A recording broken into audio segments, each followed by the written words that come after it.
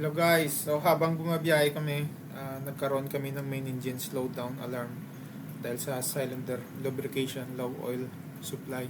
So isa to sa mga critical alarm para sa main engine natin para maproteksyonan na rin yung liner tsaka yung piston rin. Kaya kailangan mag-slow down.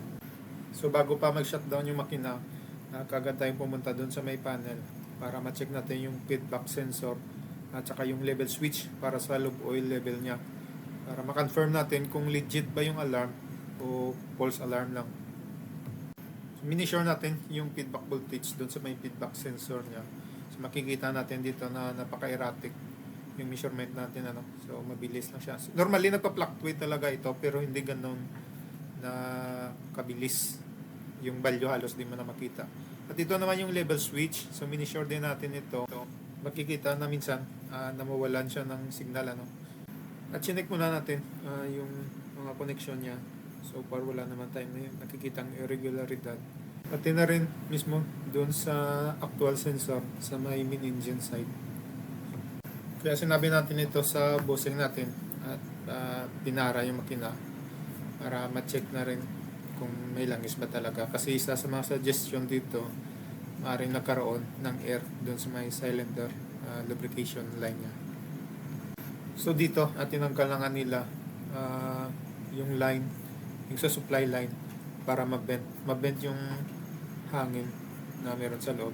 So dito nakikita, tandaan siyang magos lang. At binend na rin nila lahat ng lubrication sa pitong cylinder para totally na matanggal yung air na meron sa linyada.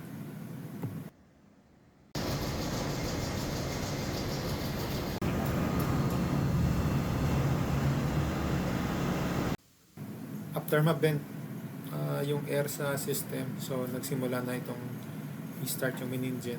So tumatakbo na siya. At dito, minisure natin uli yung feedback niya. So ito yung feedback niya. So dapat merong value. So normally actually, nagpa-fluctuate naman talaga ito. Depende sa timing ng lubrication. At dito naman sa level sensor, so meron tayong 25 volts na total. At meron tayong na-measure na 5.4 volts para sa signal niya.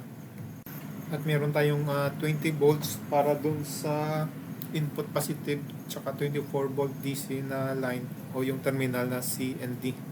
So it means a total of 25 volts. So ito yung tamang variations ng voltage natin para sa mga feedback signal. So meron ding case na iba yung value as long as yung total mo ay 24 volts. Pero pag ang feedback mo umabot na ng mga 13 volts, 12 volts sa isang line, sa experience ko lang, meron ding problema ito. Isa sa malaki ang tulong pag may emergency, pag meron na nakandang diagram doon sa panel mismo. So that way, di na natin kailangan pang maghanap sa libro o sa manual. Pag meron ng diagram doon na mismo, mache-check na natin. So pag mga ganitong case na emergency, so kailangan natin maging handa at mabilis lang yung response natin para maiwasan din kung ano man yung aberya. Di na tayo magsayang ng oras paghanap ng diagram or drawing kung meron nang nakaready doon mismo sa may panel. So hanggang dito na lang muna guys at maraming salamat sa panonood. At siya nga pala, malapit na rin tayo umuwi kaya baka konti na lang ma-share ko sa inyo. Salamat.